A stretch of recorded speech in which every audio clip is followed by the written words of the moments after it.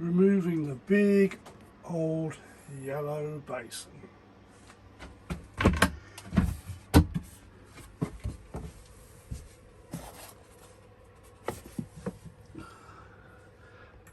Right, unscrew this centre screw.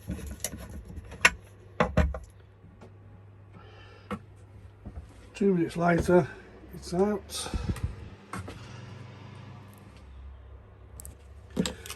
Best to put a bit of a new sealant around here.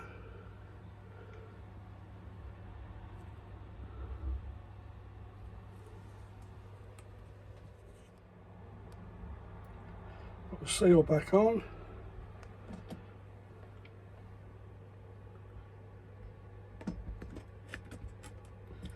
Put into place.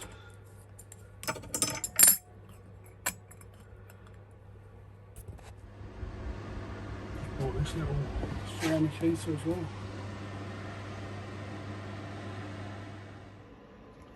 There you go, probably took about 3 minutes to fit that.